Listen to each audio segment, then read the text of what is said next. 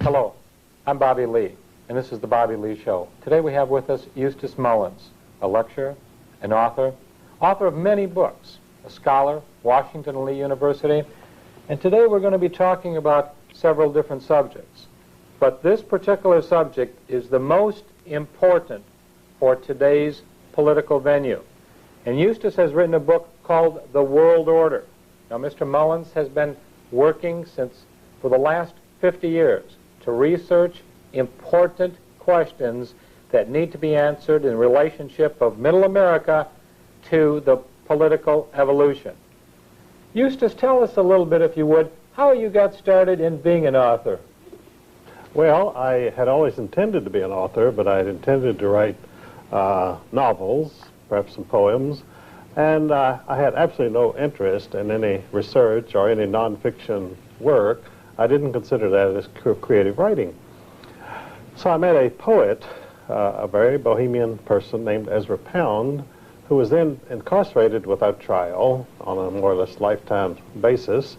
And he asked me to look into the banking interest, the Federal Reserve System, at the Library of Congress there in Washington, D.C. And I did this, and I found it to be quite an interesting story, which launched me on research which continues to the present day. Now, this book, The New World Order, how does the New World Order deal with the banking interest in America and across the world? Well, you see, in studying the banking system in the United States, I found it was part of an international system of banking called central banks in Europe, and that the Federal Reserve System, which we had here, was simply an American version of the central banks they had in Europe.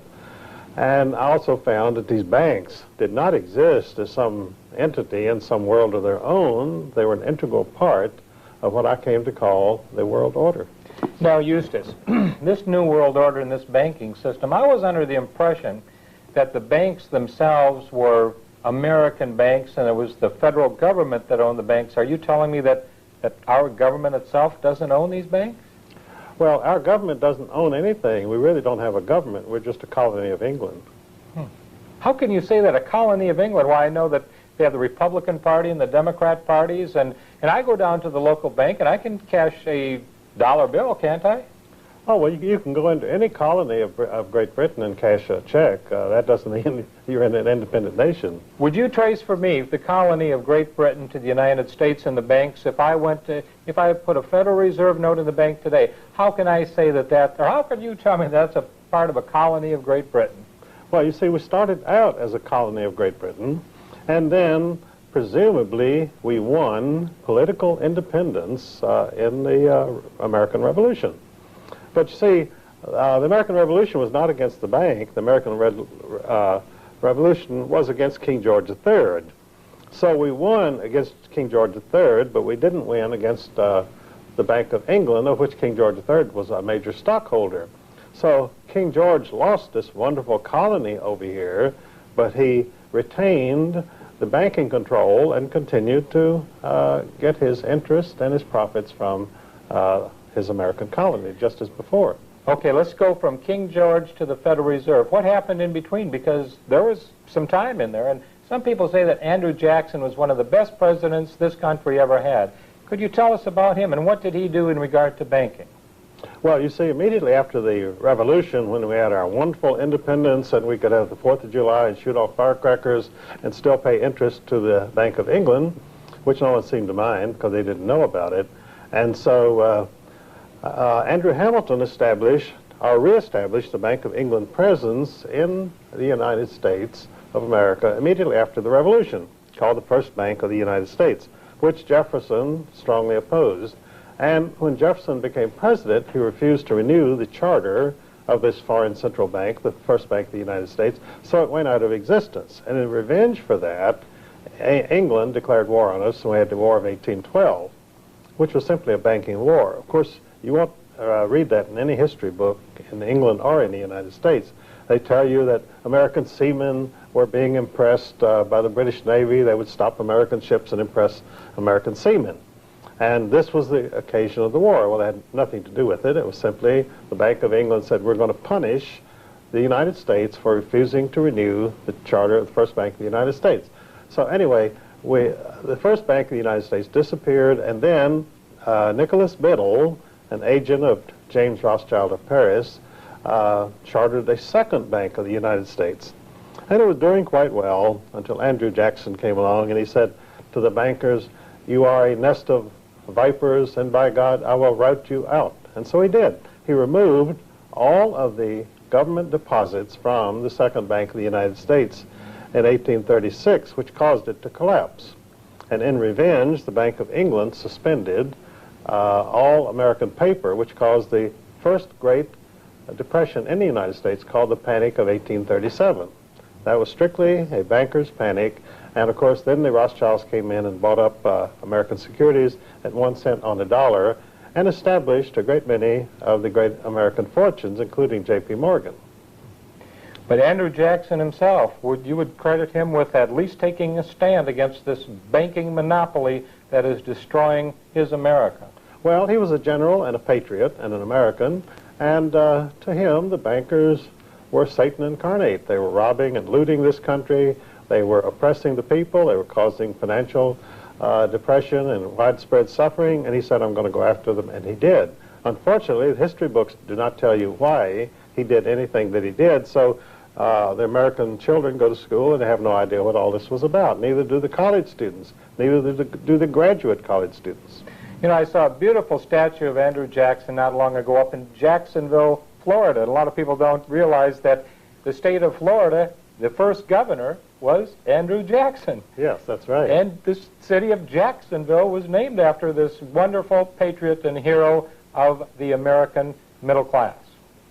Now, let's go a little bit further. You mentioned the word Rothschilds. Where did that name come from, please?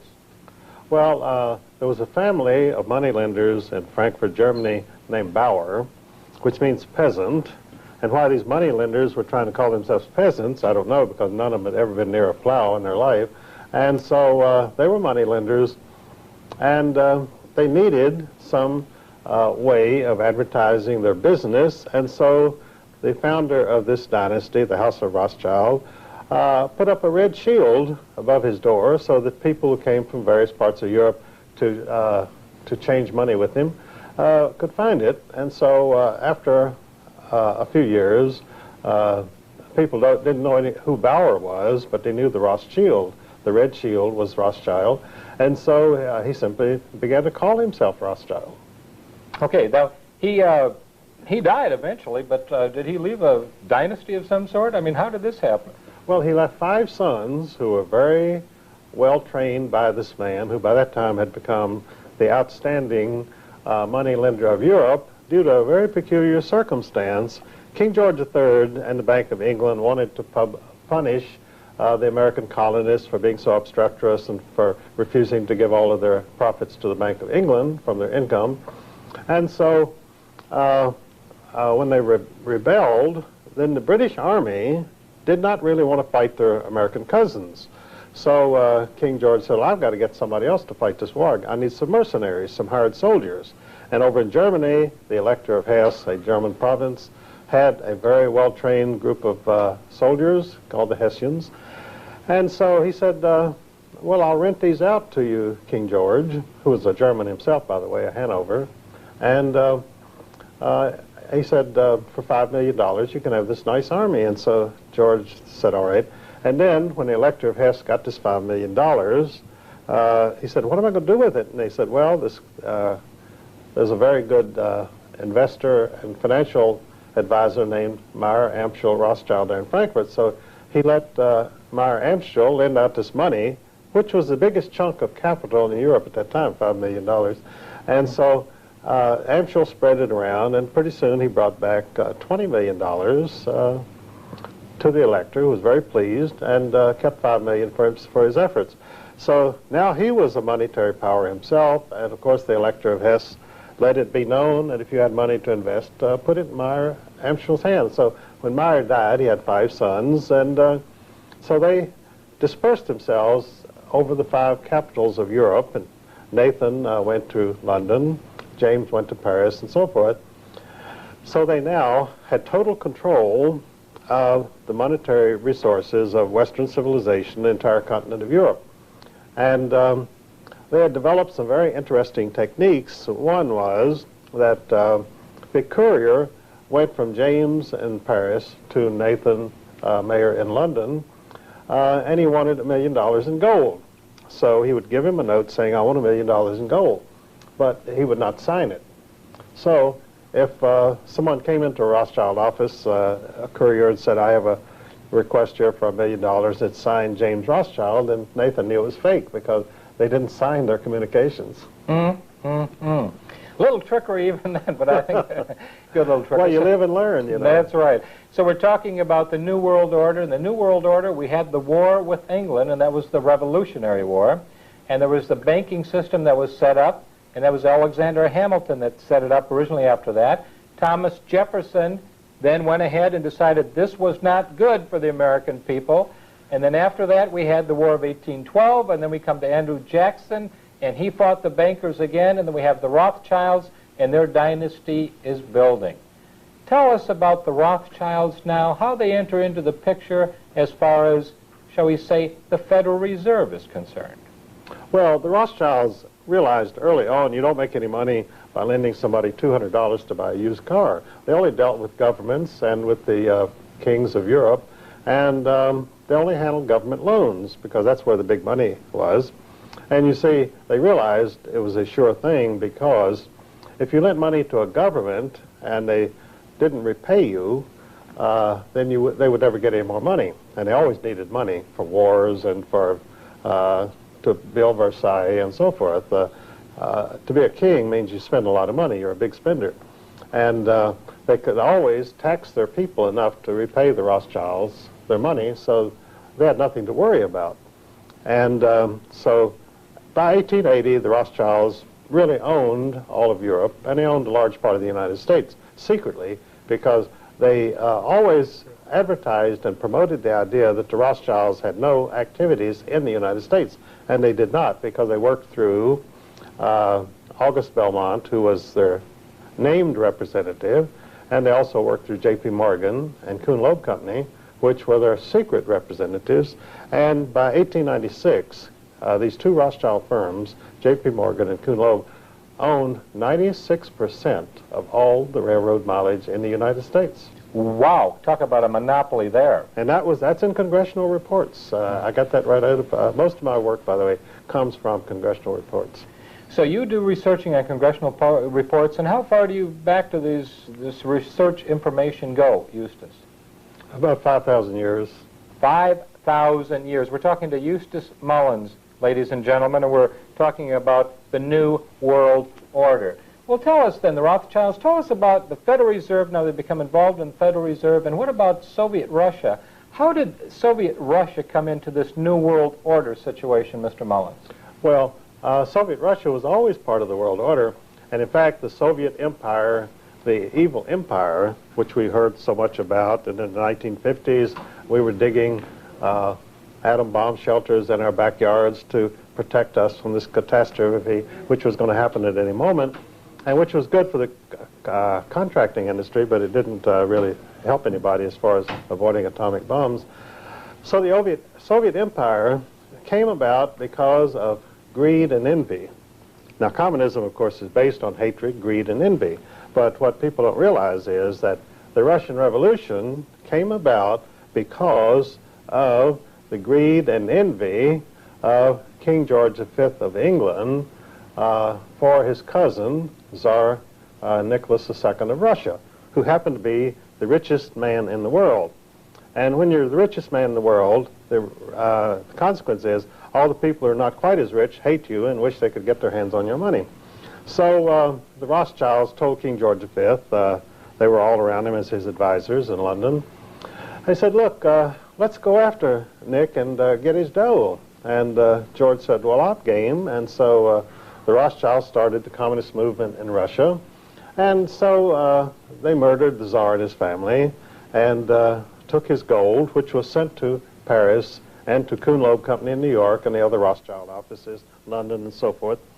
And some of this money, by the way, these Rothschild banks used to buy the original stock of the Federal Reserve System in 1914. That was all bought with the Tsar's money, and so the Romanov heirs, such as are still alive, are the real owners of our Federal Reserve System. And so, as I say, they murdered the richest man in the world, took all of his money. Well, what year was that, by the way? What year was that when they murdered the Tsar? Well, that was 1918. They had the Communist Revolution in 1917, and the first thing they did was go in and loot the whole country. They took all the money, and so the result was the new Soviet empire had no operating capital, and they couldn't tax anybody because they had murdered all the people who owned anything. So you couldn't go out and tax the peasants to keep the country running. So they sent up cries of anguish, and people all over the world responded. Woodrow Wilson, our president, he made a speech to Congress in which he said, it is our duty to help these noble murderers in Moscow, in so many words. And so he first sent them $25 million of his personal war fund, voted to him by Congress to prosecute World War I. And he sent Elihu Root, who, by the way, wrote the charters of all the major foundations. Elihu Root was a lawyer of whom J.P. Morgan said, when I call in lawyers and I want something done, they give me a lot of reasons why it cannot be done. He said, when I call in Elihu Root says, what do you want me to do? And I tell him, and he does it. So that's why he became the lawyer for the big bankers in this country. Now, tell me, Eustace, because there's a lot of people that have said that the banking themselves, that the communist revolution was started on Wall Street. Is that a true fact or not, Eustace Mullins? It's absolutely true. All of the money for Wall Street, for the Bolshevik Revolution, came from Wall Street, really from Rothschild firms, but it would have been too obvious if the Rothschilds of London were sending all their money over to Russia to help the communists. So they did it through their favorite patsy, which is the American government. And they even formed a special firm on Wall Street in 1916 to finance the communist revolution in Russia, which was called American International Corporation. And its directors were Percy Rockefeller, the richest men in the United States, including a financier named George Herbert Walker, who just happened to be the grandfather of George Bush, our president.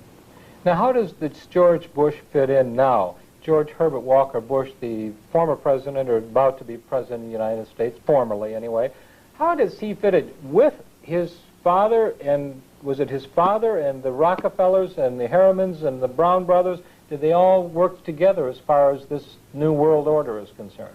Well, the New World Order is a group of insiders. It's sort of an international mafia, and they either work together or they get eliminated. I mean, these people have to cooperate because the death sentence is automatic if you don't. And you don't say, I'm going my way, to heck with you, because if you go your way is straight down. And so George Bush was like a lot of scions of these World Order families. That is, he was unemployable. I mean, if he came in to be interviewed and there were 8 people there, he would be the 8th one that you would hire if you had to hire 8 people. And, you know, Lyndon Johnson... He should have had 7 others when he was running for President of the United States. Well, it's too bad they didn't. Lyndon Johnson was quite a perceptive guy. He was a Texas redneck, and he came to Washington and he looked at all these bright young men at the Central Intelligence Agency who were from the wealthiest families in the United States. They were there as a lark. They wanted to play James Bond, and their families would do... and as Lyndon said, he said the CIA is composed of scions of wealthy families whose families would never dare let them near the business because it would be dissolved within 6 weeks. So George Herbert Walker Bush, when you know, he finished at Yale, and they said, well, should we put him in the family firm of Brown Brothers Harriman? They said, good God, no, we'll be in the bread lines within 2 months. So they said, let him go work, let him do what everybody else does. Go work for the Central Intelligence Agency and travel around and have fun. So George went to work for the CIA. It's the only job he ever had, just like Bill Buckley, another scion of a wealthy family. Bill Buckley was hired by the CIA when he finished at Yale, Skull and Bones. We're talking about the Brotherhood of Death here, the Skull and Bones crowd, which Bill Buckley and George Bush and all of the partners at Brown Brothers Harriman were members of this Illuminati fraternity established in 1848 as the Russell Trust by Daniel Coit Gilman, who also, by the way, later set up the charitable foundations.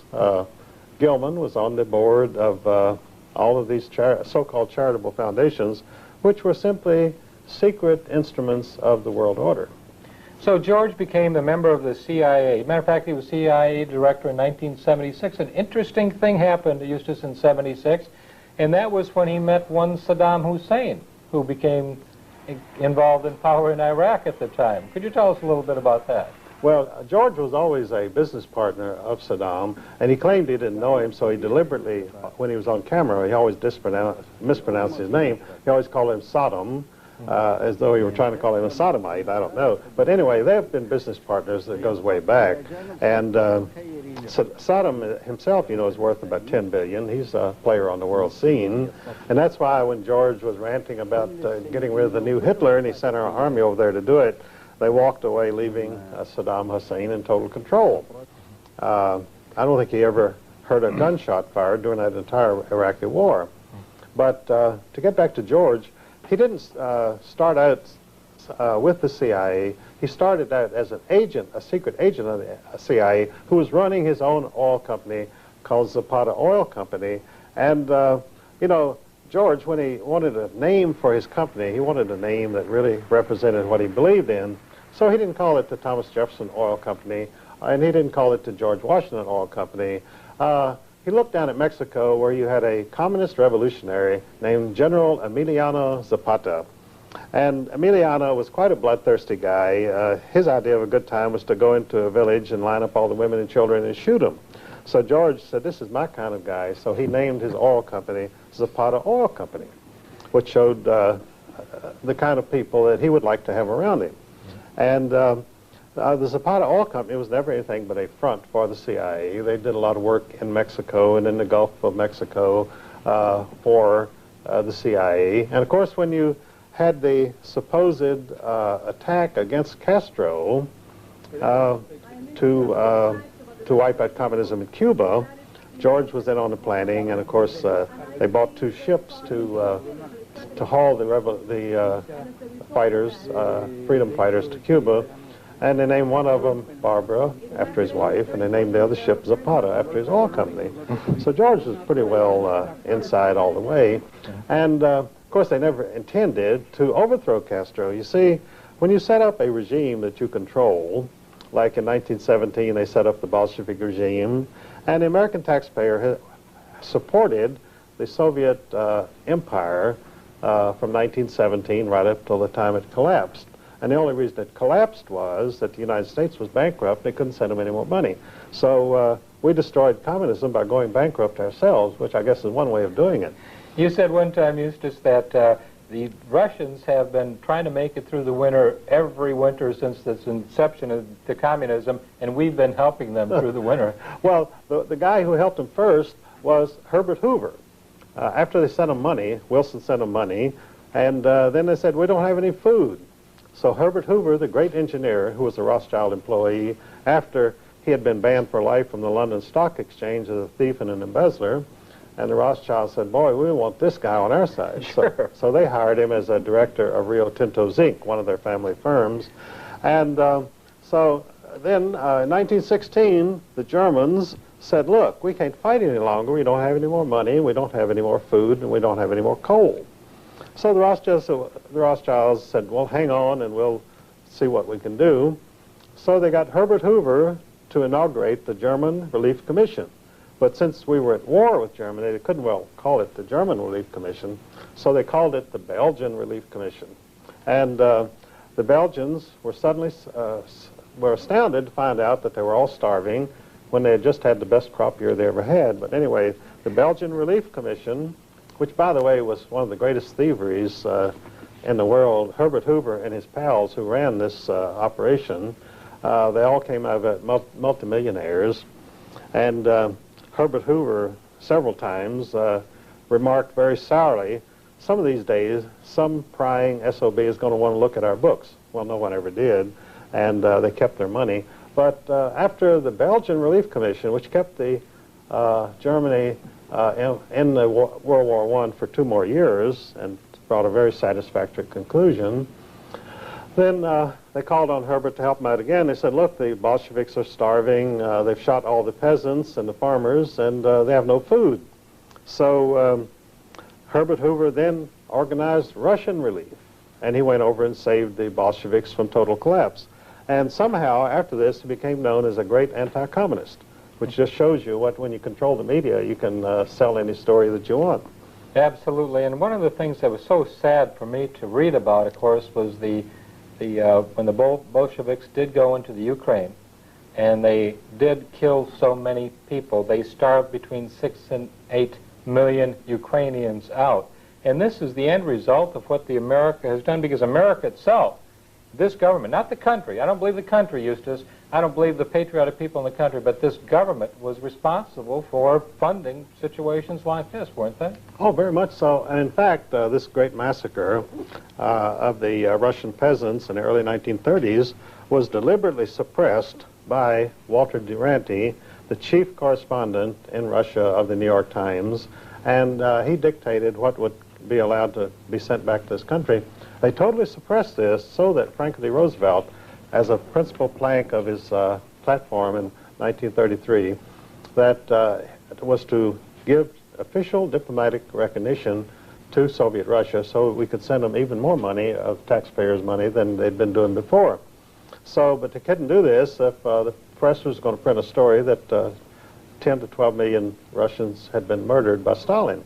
So the story was completely suppressed, and in fact the American people today really don't know whether to believe it or not. There have been several books out about it by Robert Conquest, which are very good, totally documented, but they don't get much play in the media. Mm-hmm. You know, they had a movie at one time on PBS, but PBS refused to run it in most of its affiliate, and that was Harvest of Despair. Oh, yes. It was a television, I think it was about an hour and a half long, or a couple hours anyway, but it showed exactly what happened and the terrible human tragedy that this government, the United States of America government, was involved in by the fact that they supported communism in other parts of the world, namely the Soviet Union at that time. You know, it's interesting to me, Eustace, that over 70 million people have been killed by communism, many by their own people, and we still support governments like that. How can this happen, Eustace Mullins? Well, you mentioned public broadcasting system, PBS, which to most people in the know, they call it the phony. They say PBS stands for the phony broadcasting system because they're a bunch of goofy left-wingers and homosexuals, and they're so relentlessly far left in their orientation that occasionally some congressman or some senator will point out, has PBS ever published any or run anything which was of a conservative nature? And of course the answer is no. And whenever someone in Washington points this out, why they would have to point it out, I don't know, because all you got to do is turn this phony broadcasting system on and you can see it for yourself. But whenever a congressman mentions this, they immediately denounce him in the entire press as a hate monger, guy who wants to suppress freedom of speech. Mm-hmm. And of course there is no freedom of speech on the phony broadcasting system because it's totally left-wing. Now, we have a number of people, different types of people, different nationalities in this world. We had World War I, we had World War II, we had South Korean War, and then we had Vietnam. Should we have fought any of those wars, Eustace Mullins? Was there a real reason? And what was the end result of us being involved in, say, World War I and World War II? Well, John, you have to understand what wars are. Wars are carefully staged productions. Now, these are all carefully staged, and they did what they were supposed to do, and they had a good audience, and so I think they were successful. But to say that these wars were about anything, that they had some particular philosophy of government opposing another philosophy of government is total nonsense. These were world order productions, and as I say, they were carefully staged. Both sides were set up to perform in a certain manner, and the outcome was always predetermined.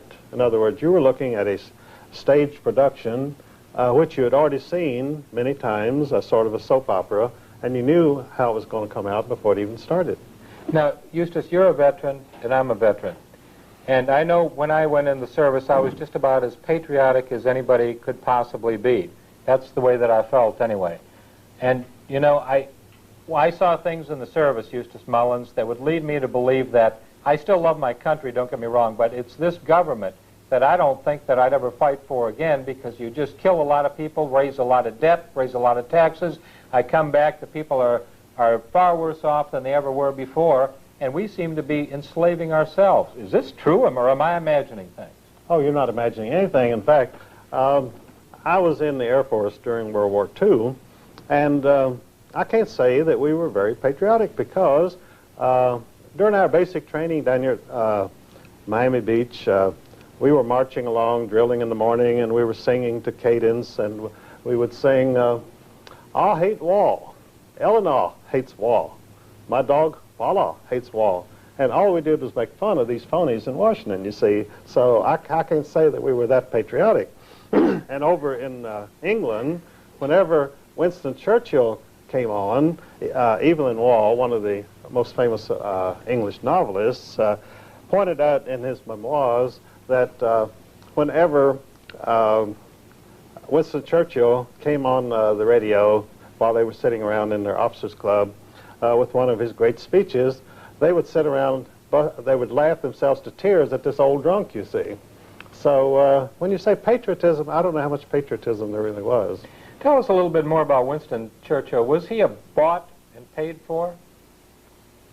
Yes, Winston Churchill at times spoke out against communism. You know, he was a son of a syphilitic named Randolph Churchill, but whether apparently he didn't inherit the taint, but anyway, he was always a little goofy, and he was really a drunk. If he didn't have his 2 quarts of whiskey a day, he really didn't know where he was. And during the great Blitz of London, most people thought he was, you know, being very brave, staying in London during the Blitzkrieg. Oh, that's where his 2 quarts of whiskey were. Well, he was 8 stories down. They built him a special shelter, 8 stories down in the ground, a very comfortable room, and he was liberally supplied with whiskey. And in fact, they used to show this room to tourists after the war.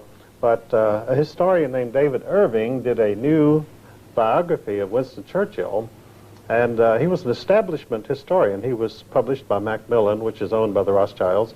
And so he sent this new biography of Churchill to the offices of Macmillan, in which he went in at some length about how this old drunk slept out the war in this special room underneath London. And they said, oh, no, you can't print that. And he said, well, that's the key to my whole biography. And so they said, well, goodbye, and they refused to print the book. And he finally got it out on his own, and he started touring and lecturing on some of his discoveries, with the result that Canada officially banned him from entering Canada as a very dangerous person, because he was telling the truth about Winston Churchill. And they have riots when he speaks, you know, and it's all very exciting. We're talking with Eustace Mullins today, ladies and gentlemen, and this is the book. It's The World Order and it's about our secret rulers. It's extremely, extremely important that we understand what is happening in America today, because we do have a $4 trillion debt. The nation is on its way down. We've become a third world entity. And we used to be the finest, the strongest, the most industrialized, the #1 nation in the world. And our education system also used to be the very best. We're having severe problems, ladies and gentlemen, and that's why Bobby Lee is here today with Eustace Mullins, one of the patriarchs and the heroes of the truth and the Jeffersonian philosophy of government.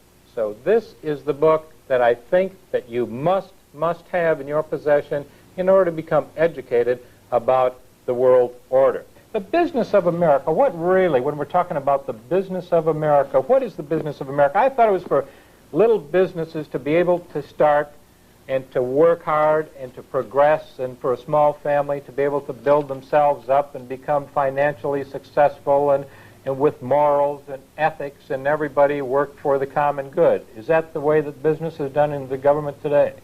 No, that's the myth. But we, unfortunately, you and I are talking here today about the reality. We could talk about myths all evening if we wished, but if we're going to talk about reality, then we have to say that this is a soap opera from Hollywood, the American dream. What we are facing today is the American nightmare, a wholly owned colony dictated to by aliens, in which the chance of a young person today of making it is almost nil, unless he happens to be a scion of one of the insider world order dynastic families, as George Bush was. Now, George Bush, of course, his path was smooth. He was a member of the Brotherhood of Death from Yale University.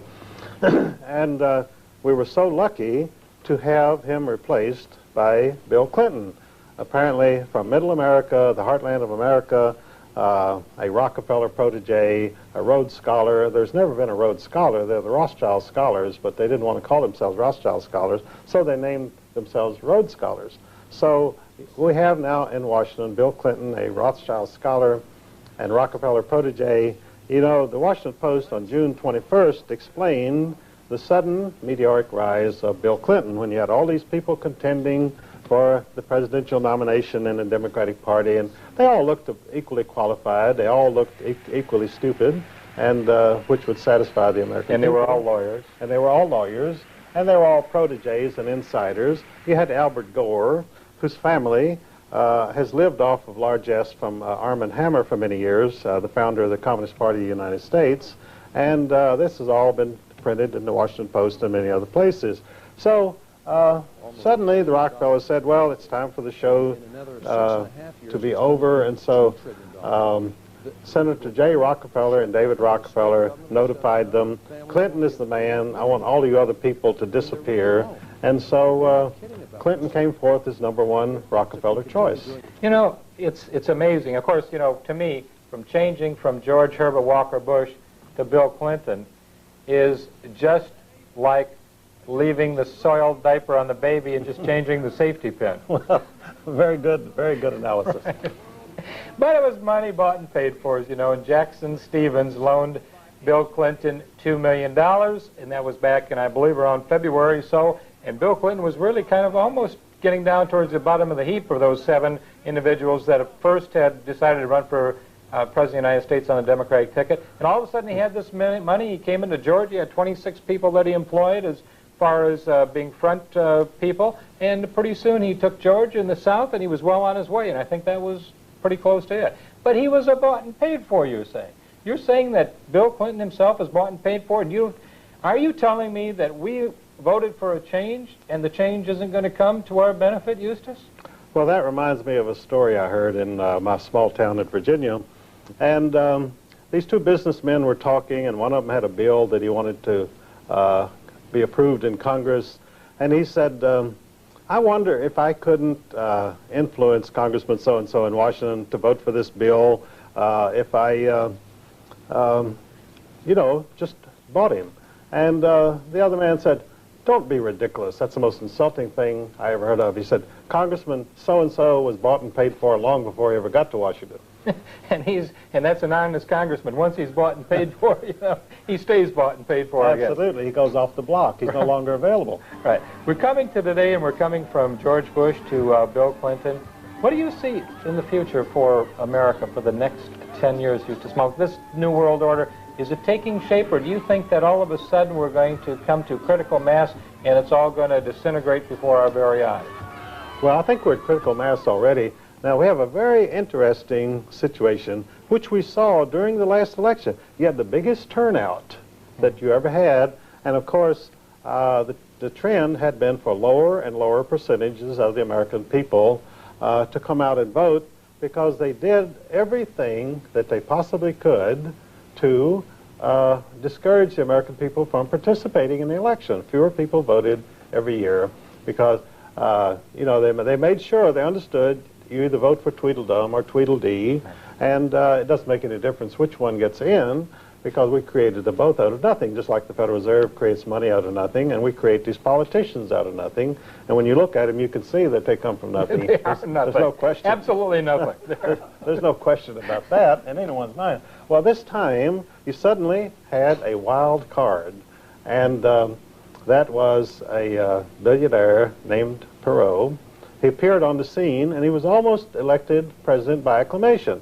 People were so disgusted with these phonies, Bush and Clinton, and no matter how hard you tried, you couldn't say anything good about either one of them. And so the people looked, and here's a successful businessman, Perot, spunky, got down to business. He would get on television and rivet the attention of the American audience simply with a few charts, which has always been a no-no in politics. You never show a chart to the people if you want to get votes. Well, you never tell them how it's really like. That's right, and you never tell them, look, we're destitute, we've got to start thinking of something, because you see, the Rothschilds and the world order dynastic families, they profit by other people's suffering and despair.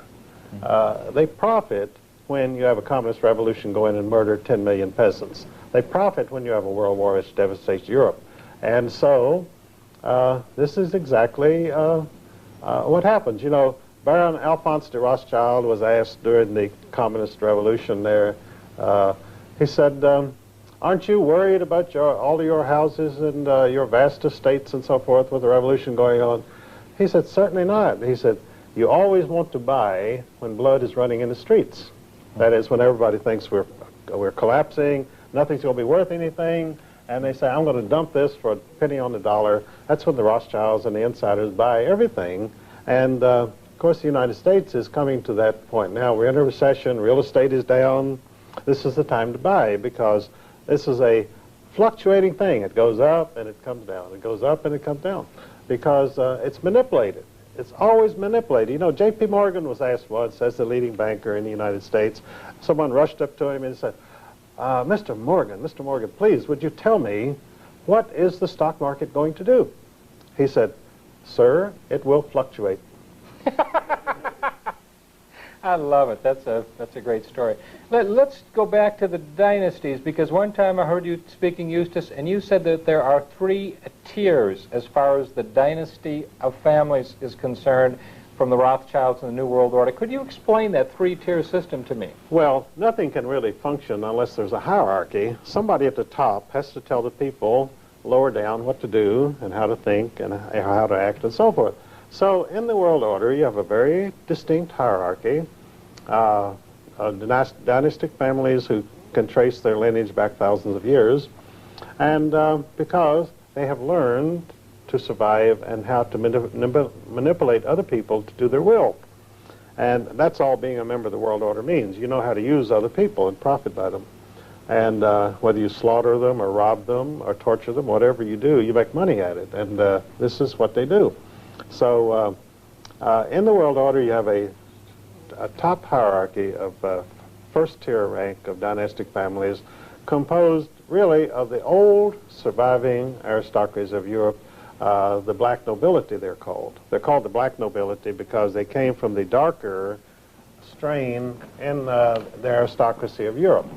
And the old Viking, blue-eyed, blonde aristocrats, more or less, were pushed into the background, or they intermarried with the black nobility and became contaminated. And this is what you have. Of course, the surviving royal family in Europe today is the royal family of England, and they have been black nobility since the 12th century, when the Este family of Italy married into the British royal family. So the first rank, first tier is the old aristocracies of Europe, plus what they call their Hofjuden, their court Jews, which are the Rothschilds and families of that nature, who are able to raise money for them and keep them functioning.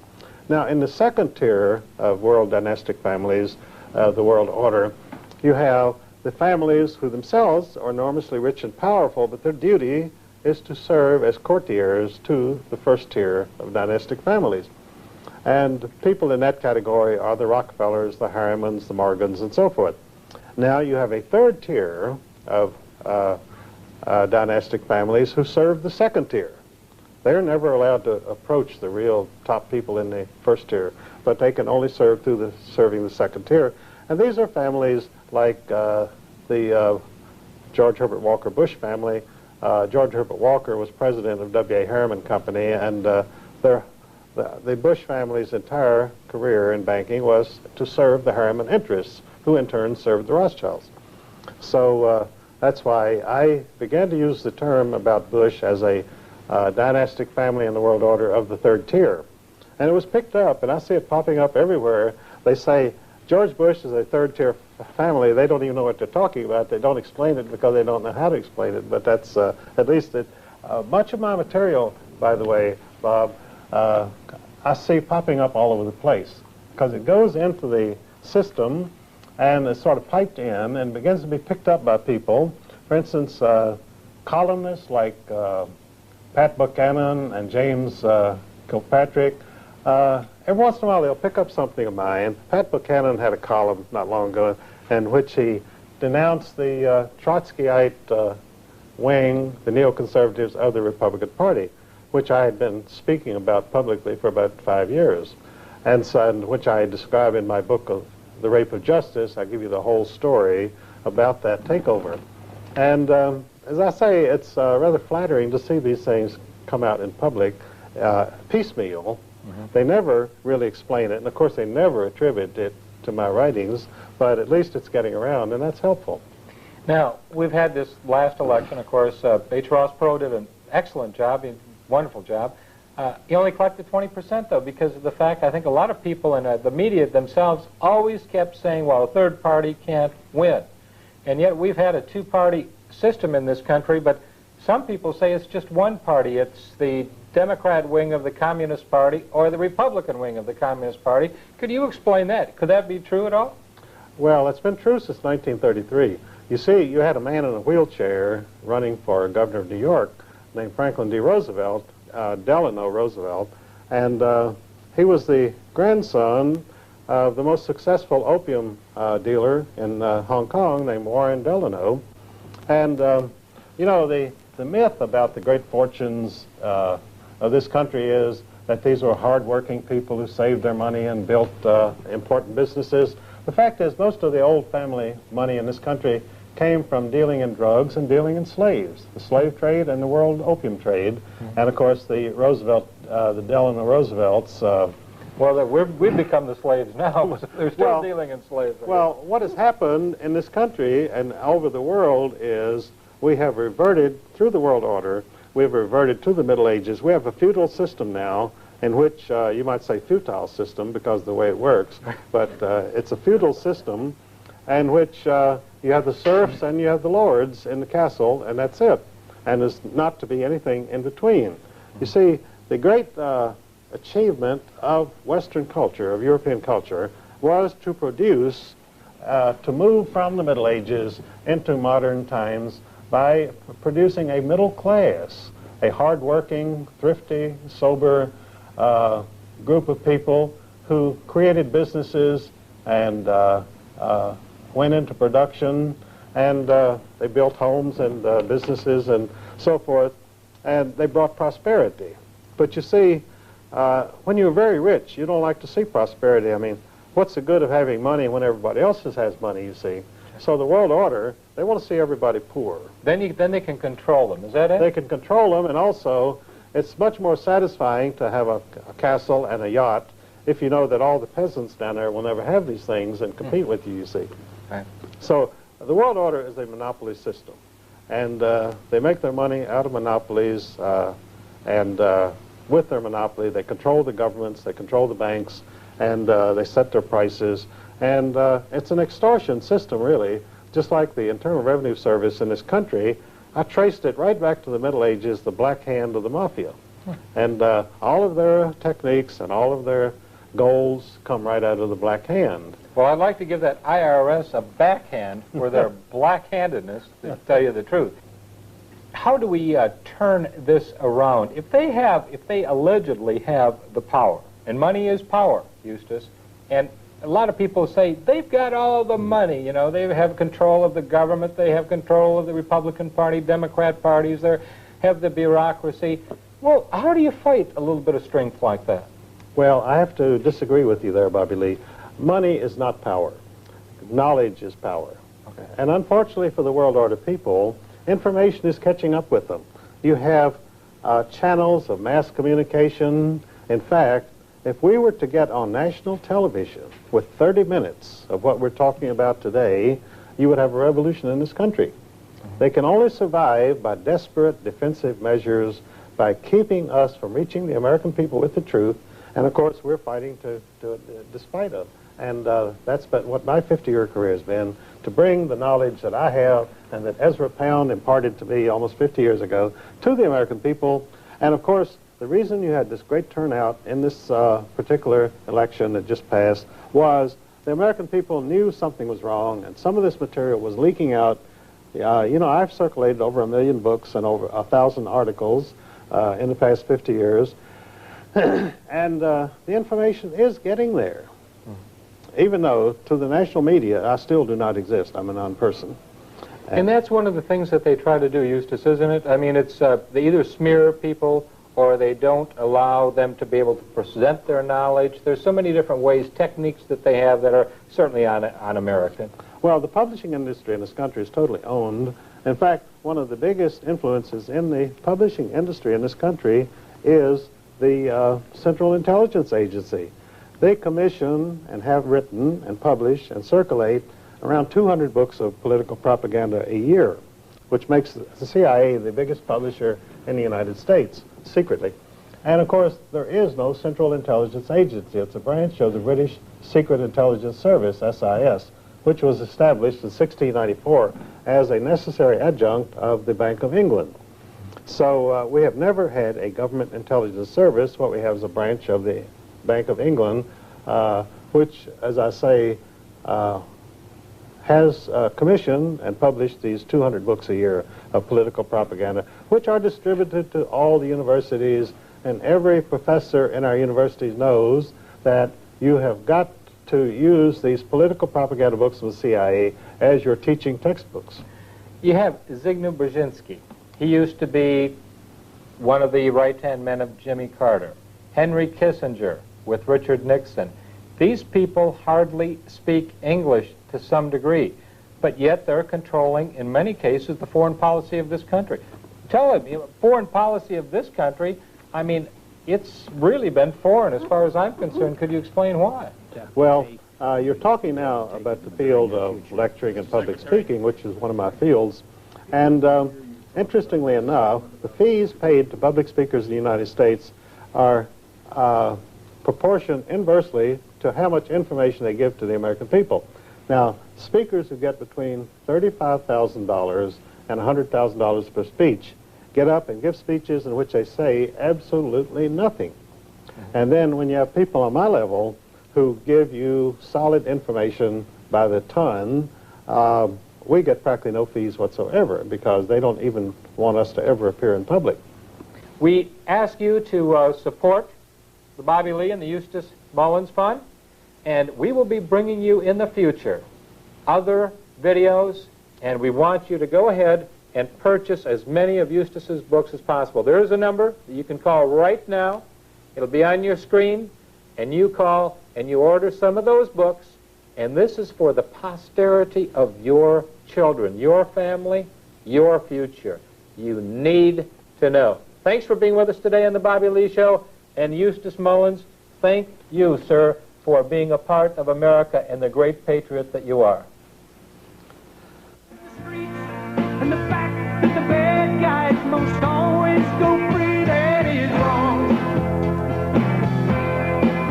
We need leaders who lead us, not stick us and bleed us, and take all our money and send it abroad.